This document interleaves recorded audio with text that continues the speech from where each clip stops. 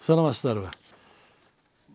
Biz murunku leksiyalарыбызда дүйнөлүк адабият, Орта Азия элдеринин адабияты, анын ичинде кыргыз адабиятындагы тарыхый көбүнчө роман жанрынын тагдыры жөнүндө сөз кылдык. Тарых темасына арналган чыгармалардын көпчүлүгү эреже катары деп койсок болот, роман формасында экенин көрөбүз да. Албетте тарыхый повесттер бар, тарыхый аңгеме новеллалар бар, бирок так ушул роман тарых темасын чагылдырууда менин оюмча ошо жазуучулар үчүн эң бир ылайыктуу, ошол ойлонуштурулган көркөм материалды өзүнө сыйдыра ала турган оптималдуу жанр катары тандалып алынса керек да. Ошон үчүн тарыхый чыгармалардын эң эле басымдуу көпчүлүгү роман жанрына кирет. Кыргыз адабиятында тарыхый романдын эң мыкты үлгүсүн, болгондо дагы бир кайталангысын үлгүсүн берген автор катары биз Төлөгөн Касымбековду, анын Сынган кылыч жана Кел деген романдарын айтып жүрөбүз.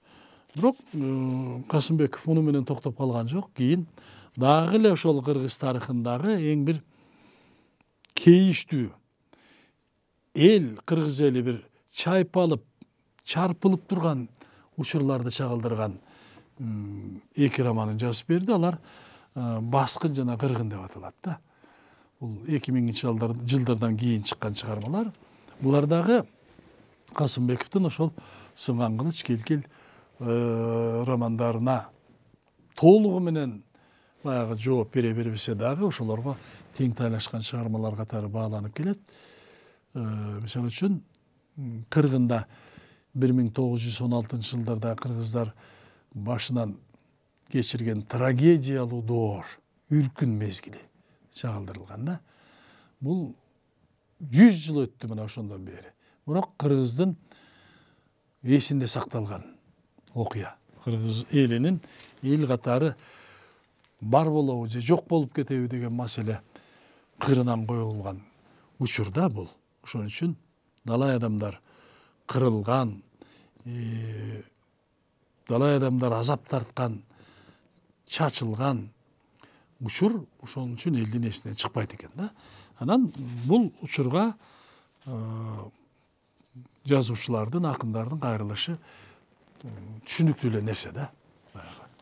Ошону чагылдырып берем деп максат кылып, мисалы үчүн өз убагында Аалы Токонбаев кандуу жылдар жазган, Мукай Элебаев Узак жолду жазган, андайында көптөгөн Байайлановдун ажарынан тарта дегендей. Булар таза тарыхый чыгармалар деп эсептелбесе дагы тарыхтын доошу кадимкидей жаңырып турган чыгармалар деп эсептесек болот да. Мына Касымбеков дагы бул темага Кыргын романында кайрылып, бирок Касымбеков тигил азыркы биз айткан акын жазуучулардай эмес, баягы өзүнүн чыгармачылык лабораториясында иштелип чыгып калган принциптерге таянуу менен мамиле жасап, ошол мезгилдин турмушун, ошол мезгилдеги белгилүү адамдардын тагдырын дегенде ийне жибине чейин изилдеп, тарыхый документтерге, фактыларга таянуу менен жазган да. Мындайча айтканда, Касымбеков бул жанрга, тарыхый жанрга жеңил желпи мамиле жасаган авторлордон эмес да. Бул өтө чоң жоопкерчилик менен, чоң даярдык менен келип анан ушундай чыгармаларды жазууга белсенген адам десек болот да.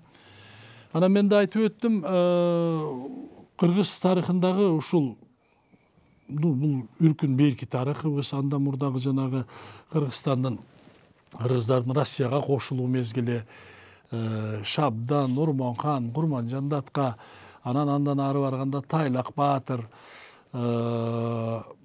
Мухаммед Кыргыз, Тагай би же болбосо деген сыяктуу, андан ары барганда тиги байыркы кыргыздардын, орто кылымдан мурунку кыргыздардын тарыхы жөнүндөгү чыгармалар жазылган жок Совет доорунда. Биз бул жагынан жалгыз гана Түгөлбай Сыдыкбековдун Көк асаба деген романын бөлүп көрсөтө алабыз. Бирок Көк асабадагы түпкү негизи тарыхый чыгарма болгону менен ошол Енесей доорундагы кыргыздардын тарыхын деталдаштырып берүүгө келгенде бул эми жазуучунун жекече көз карашы позициясы болсо керек, көбүнчө баягы насаатчыл мүнөзгө өтүп кеткен чыгарма катары бааланып жүрөт да. Эми буга бир чети ошол кездеги кыргыздардын турмушу жөнүндө тарыхый фактылардын, маалыматтардын жетишсиздиги дагы себепкер болсо керек.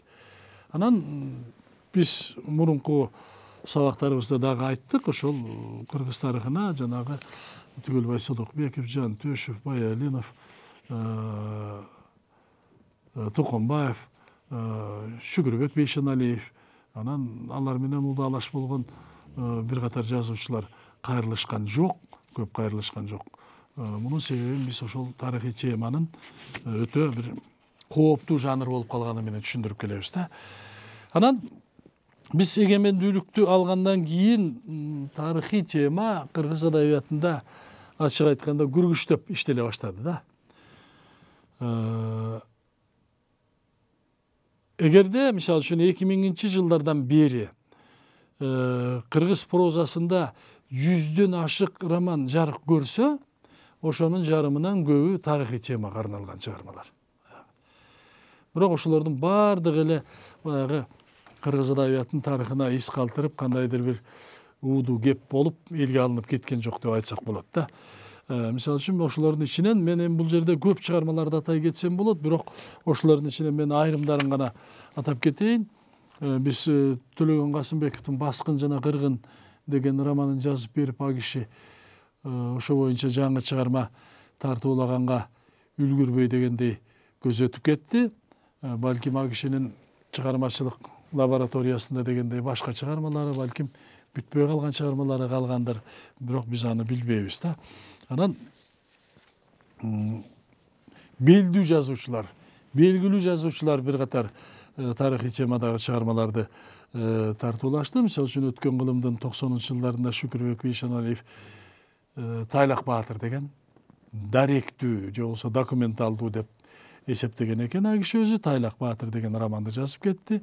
Ал эми 2000-жылдардан кийин Асанбек Исламовдун Хан Тейиш деген романы, Эрнест Турсунов болсо Ата журт, Балбай, Боронбай деген тарыхый биографиялык романдарды жазып берди. Акбар Рыскулов Атакенин Ак болот деген романын тартуу кылды. Анан булар менен катар адабиятта анчалык мурда аты чыга бербеген, бирок адабиятка бир капыстан кирип келгенсиген авторлор пайда болду да. Бирок ошол авторлордун бир тобу адабиятка кокусунан келип калган кишилер эместигин көрдүк биз. Анын себеби кайсы? Анын себеби алар жазып берген чыгармалар да. Мисалы үчүн Кубанычбек Бакиев деген автордун Дарыялар жайыкта кошулушат деген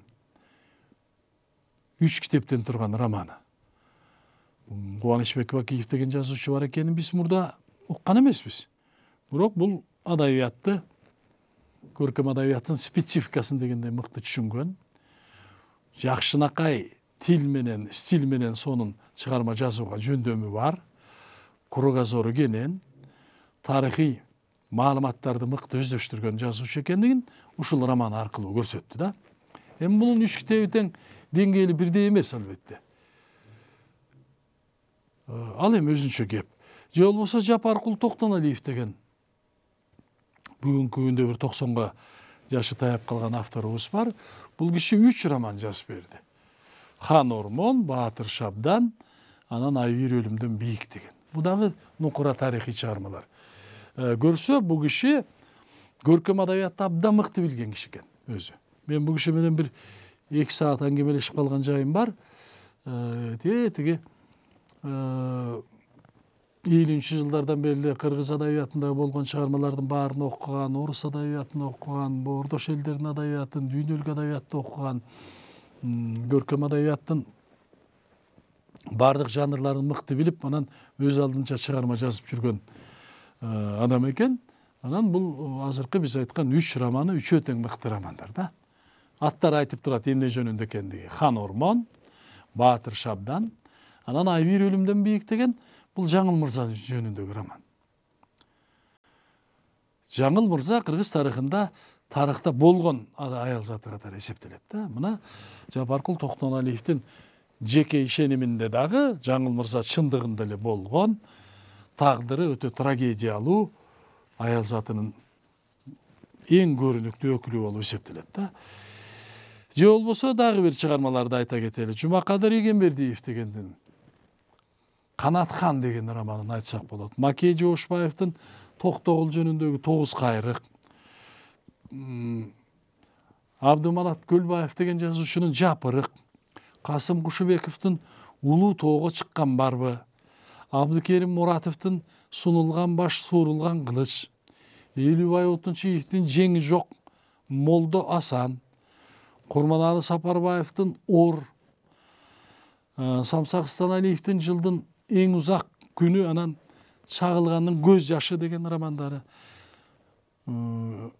Бейшенбек Табалдиев деген автордун Катагандын кылычы, Көчкөн Сактановдун Искендер Зулкарнайын, Тойчубай Суонбековдун Барысбек Кагандын Көрөр көзү, Ак өргөгө кут түшкөндө, Ер Садырдын Үркөрдөй кошуну, Күн босун ажо, Мамык хандын Ажайып түшү деген сыяктуу чыгармалары, романдары. Анан акыр аягында Сагындык Өмүрбаевдин, бул кишинин көзөтүп кеткенине бир топ болду, бирок ошо кол жазма иретинде сакталып калган экен, Уулуу Үркүн деген романы. Ушул сыяктуу чыгармалар бар. Мурда айтылгандай, булардын